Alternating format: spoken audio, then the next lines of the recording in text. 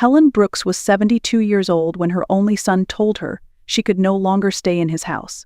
There was no shouting, no dramatic scene, just the quiet click of a front door closing behind her as she stepped onto the porch, a worn-out suitcase in one hand and nothing else. Her grip on the handle was tight, like she was holding on to more than just clothes. Maybe she was holding on to the last pieces of a life she thought would never fall apart. Her son, Dylan, didn't look at her. He stood in the doorway with his arms crossed, a wall of silence between them. Behind him, his wife Kara leaned casually against the frame, her lips curled in the kind of half-smile people wear when they finally get what they want. "You can't stay here anymore, Mom," Dylan said flatly. "We've got bills, kids, and we just can't support you two. I'm sorry." That was it. No hug, no offer of help, no question about where she would go next. Just a woman with tired eyes and tired hands, stepping off the porch of a house she once helped pay for, dragging a suitcase that scraped against the sidewalk like it was whispering, "You're on your own now." She walked one slow step at a time, back slightly bent, heart heavier than her suitcase. But what Dylan didn't know, what no one knew, was that Helen Brooks was not nearly as helpless as she looked. Inside her modest leather purse, tucked between a worn handkerchief and an old lipstick case, was a debit card. That card connected her to a private trust account worth $1.4 million. And yet, she didn't cry. Not on the sidewalk. Not 3 blocks later, sitting alone on a wooden bench at the bus stop. Not even when she saw the house disappearing behind her in the distance. Because sometimes silence doesn't just hurt. It awakens something deeper. Helen didn't tell anyone why she left her job at the church thrift store. Everyone assumed she had been let go, that maybe her age or slowing pace had caught up with her. But the truth was, Helen had resigned quietly, deliberately. Her back had been giving out. The doctor warned her that lifting boxes could cause permanent damage. So she smiled, thanked the pastor, and said it was time for her to rest. And she meant it. Not just rest from work, but from a lifetime of pushing through pain, of pretending she didn't need help. For over 40 years, Helen had worked tirelessly scrubbing motel bathrooms, wiping hospital floors, folding bed sheets in homes that weren't her own. She had done it all alone after her husband died in a scaffolding collapse at the factory. Dylan was only 9 when that happened. She remembered skipping meals so he could eat, walking to double shifts so he could have textbooks. Not once did she regret it. She did it all for love. But what she had never prepared for was the day that love would not be returned. Not with warmth, not with loyalty, just rejection. Her son, the boy she protected through storms and scraped knees, now saw her as nothing more than a financial inconvenience, a line item in a monthly budget. Still, she didn't hate him. She couldn't. That wasn't who she was. Instead, she held tightly to the quiet secret resting inside her purse. Years ago, after her husband's death, the insurance company sent a small payout. Hidden behind the policy letter, there had been something unexpected, a deed. 40 acres of remote land, left behind by her husband's great uncle, in a county so far out no one had even visited it. Everyone told her to sell it. "It's just rocks and dirt," they said. "No water, no utilities, not even a road. Take the $3,000 and let it go." But something in Helen had said no. Every year, even when she could barely afford groceries, she paid the property taxes. Just in case. Because sometimes holding on to what others call worthless becomes the very thing that saves you. Helen's life had been a quiet string of sacrifices. No one applauded when she washed uniforms at midnight or when she sewed torn shoes so Dylan wouldn't be embarrassed at school. No one saw the way her hands cracked from scrubbing without gloves or how she'd pretend to already be full so Dylan could have seconds at dinner. It wasn't heroism. It was just motherhood, the kind that lives in the shadows of grocery lists and unpaid bills. The kind that never asks for recognition. But the hardest part, Helen realized now, wasn't the struggle. It was the silence that came after the invisibility. She had once believed that love would create memory, that her sacrifices would become part of her son's bones, shaping who he became. So the truth was, time had a cruel way of erasing the people who made you. Especially when those people no longer served a purpose. She sat at the bus stop, hands resting on her purse, watching strangers walk past like she wasn't there. And for a moment, she wondered if maybe she really wasn't. She remembered one winter when she and Dylan had shared a single heater in a cramped apartment. She'd curl up on the floor near his bed, making sure he stayed warm. That same boy had now closed a door on her, not with anger but with indifference. And that hurt more. Still, Helen didn't let that bitterness take root. Instead, she opened her purse and carefully unfolded an old document, yellowed at the edges. It was the land deed, the one everyone told her to get rid of, the land no one had wanted. Last fall, a man in a gray suit had shown up at the church, asking for Helen Brooks. He worked for a renewable energy company. They were building a solar plant in that part of the state and needed her land. He made an offer. Helen didn't blink. She asked one question. "Can this stay private?" 3 weeks later, the money was wired to a private trust in her late husband's name. To everyone else, she was still Miss Helen with her thrift store apron. But now, she had something they couldn't see. Options. That night, Helen didn't check into a hotel or call an old friend for help. She walked 2 miles to a women's shelter on the edge of downtown. Not because she had to, but because she wanted to. She wanted to sit beside people who wouldn't look at her like a problem to be solved. People who wouldn't ask what she had or why she had lost it. The shelter was dimly lit, the air filled with the smell of canned sumis and worn fabric. A volunteer handed her a blanket. Another gave her a bowl of stew. Helen found a corner and sat down, listening quietly. She shared the snacks in her bag, half a sandwich, a few wrapped candies, nothing special. But to the woman crying softly beside her, it was more than food. It was kindness. Helen held her hand as she wept about a daughter who hadn't called in 3 years. Someone cracked a joke about the tasteless stew, and Helen laughed, a soft, real laugh that had been buried for years. For the first time in a long time, she felt seen, not for what she could give, not for what she had lost, but just for being there. The next morning, she visited a rundown cottage on the far side of town. Its windows were cracked, paint chipped away by years of wind and rain. Wild vines curled up the porch railings like the house was being reclaimed by time. She paid cash, quietly. No one asked questions. 3 weeks later, the cottage had been transformed. New windows, fresh paint, a fixed roof, and solar panels on top. The garden out back was tilled and blooming. But still, no one knew it belonged to her. She didn't hang a nameplate. She didn't tell the neighbors. She didn't call Dylan. She wasn't looking for revenge. She wasn't trying to prove a point. What Helen wanted was something else entirely, to build a place that would never shut its door on someone just because they had nothing left. And now she finally could. Not because she had millions, but because she had peace, clarity, and a vision rooted in empathy. Helen named the property Helen's Table, though the name never appeared on any paperwork. Instead, she quietly created a legal entity, Grace Holdings LLC, that owned the building and the land. On the surface, it was just a renovated cottage, but inside it was something far more meaningful. She started small. A hot meal served every evening, a shelf of warm blankets and donated coats. A few sleeping mats cleaned and ready each night, no intake forms, no interviews. Just open doors and a pot of soup that never ran out. Over time, word spread. Volunteers showed up. Some were people Helen had once met at the shelter. Others came from churches or schools. One woman brought boxes of children's books. A retired plumber fixed the bathroom for free. Helen never told anyone she was the founder. When people asked who was in charge, she just smiled and pointed to the building itself. "It runs on kindness," she'd say.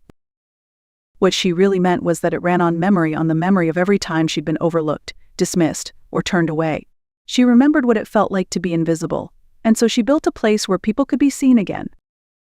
She used the trust money to fund repairs at youth centers, help struggling families pay their utility bills, and sponsor GED classes. But everything was done quietly. Donations came under different names, all routed through Grace Holdings. She didn't want the spotlight. She didn't want Dylan or Kara to show up pretending to care. She didn't want pity or attention. She just wanted to rewrite what safety looked like for people like her, for those who had been told they were too old, too broken, or too poor to matter. And slowly, Helen's Table became more than a shelter. It became a rhythm. Soup simmered on the stove each morning. The back garden was full of laughter and sunflowers taller than most of the kids who came through. Every Friday night, the cottage glowed with warm light and conversation as neighbors gathered to share food, stories, and music. No one was turned away. No one had to prove anything. They just came, and they were welcome. While Helen's life blossomed quietly, Dylan's began to unravel in ways he never saw coming. At first, it was small things: a missed mortgage payment here, a rising credit card bill there. Then Kara started sleeping in the guest room more often. She said she needed space, said he wasn't the man she married anymore. When the foreclosure notice arrived, she didn't fight. She packed up their 2 kids and moved in with her sister. Dylan tried to stay afloat. He picked up warehouse shifts, delivered groceries at night, even sold his old guitar to make rent on a dingy basement apartment. But nothing stuck. Every day felt like a slow slide into something heavier. There were nights he skipped dinner just to stretch a dwindling paycheck. Nights when he stared at the ceiling and thought about his mom, not the way she looked when she was tired, but the way she used to hum while folding his laundry or slip a $5 bill into his jacket pocket, just in case. But he never called her. Pride is strange like that. It can let you starve before it lets you apologize. One rainy afternoon, Dylan ducked into the public library just to stay dry. He wandered past the front desk, dripping on the floor, when something caught his eye. A cream-colored flyer pinned to the bulletin board. It read, "Helen's Table Meals, Shelter, Support, No One Left Behind." The logo was carved into a small wooden image at the top, a table framed by wildflowers. It looked oddly familiar. Dylan stared at it, heart pounding. It couldn't be, could it? He ripped the flyer from the board and read the address 3 times. It was across town, an old part of the neighborhood he'd walked through 100 times. He had never noticed the building. That night he barely slept. Something gnawed at him. Guilt, maybe. Hope, possibly. Or maybe it was the realization that the one person he'd cast aside might have built something beautiful without him. By morning he made a decision. He would go, not to beg, not yet, but to see. To see if the woman he thought had nothing had quietly created everything. The next morning, Dylan walked across town in worn-out sneakers with soles that flapped slightly every time he took a step. The rain had stopped, but the sky was still gray, and the streets were mostly empty. He followed the address on the flyer until he reached a narrow lane lined with blooming trees and old stone walls. There it was, a small cottage with fresh paint, wooden window boxes filled with marigolds, and laughter spilling out from behind the front door. Children played in the garden, chasing bubbles that shimmered in the light. A thin line of steam curled from a metal vent on the roof, carrying the scent of fresh bread and something warm cooking on the stove. Above the doorway, carved neatly into a wooden arch, were the words, "Helen's Table, Everyone Has a Place." He hesitated. Then, as if pulled by something he couldn't name, he stepped inside. The warmth hit him first, not just the temperature, but the atmosphere. People moved gently with purpose. Volunteers folded blankets, stirred pots, refilled cups. It didn't feel like charity. It felt like home. And then he saw her. Behind the reception desk, in a beige cardigan, her silver hair tucked neatly behind her ears, sat a woman he hadn't really looked at in years. His mother. Helen looked up, eyes locking with his. She didn't flinch. She didn't smile, either. She just studied him for a moment, as if weighing something as implausible between them. Dylan froze. His throat tightened. The words wouldn't come. When they did, they were quiet and cracked. "I didn't know where else to go," he whispered. Helen stood slowly and walked around the desk, stopping just in front of him. She didn't touch him. She didn't ask questions. He looked at the floor. "I lost the house. Kara's gone. I have nothing." Silence stretched between them like a fragile bridge. Then Helen said, softly, "Come inside. You look cold." She led him to a small table, set down a mug of warm tea, and walked away without another word. And for the first time in his life, Dylan felt the weight of being forgiven before even asking for it. Dylan sat at the table for a long time, his hands wrapped around the mug like it might hold him together. He looked around the room, taking in every detail: the handmade curtains, the baskets of fresh fruit, the volunteers who moved with quiet joy. "This place," he finally said, barely louder than a breath, "it's yours." Helen, now seated across from him, gave a small nod. "I thought you had nothing," he said, eyes still scanning the room. "I had peace," she replied, "and enough." He blinked hard, emotion rising fast. "Why didn't you tell me? About the money? About any of this?" Helen tilted her head, her voice calm and steady. "Would it have changed anything?" He didn't answer. She continued. "I needed to know who would stand beside me when I had nothing to give. That's how I knew who to build this place for." Dylan swallowed. "I was awful to you. You trusted me, and I threw you out." Helen reached across the table, gently taking his hand in hers. "You forgot yourself," she said. "That doesn't mean you can't find your way back." And something in him cracked, not loudly, not dramatically. Just a quiet release, like a dam giving way after too much pressure. Tears rolled down his cheeks in silence. He didn't sob. He didn't apologize. But he didn't have to. Helen saw it all in his face. In that moment, something passed between them that couldn't be put into words. Forgiveness, yes, but also recognition.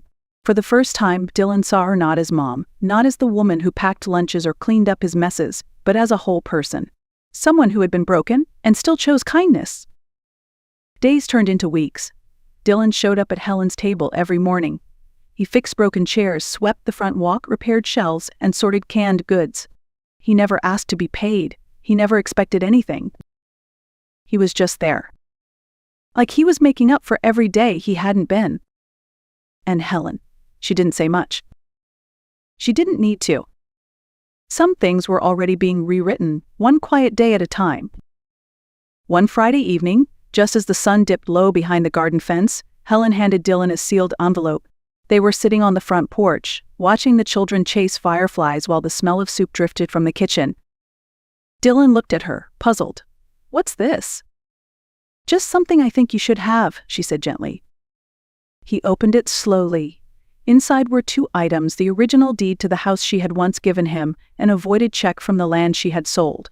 Both were framed side by side, behind a thin pane of glass. He stared at them, speechless. Helen took a breath.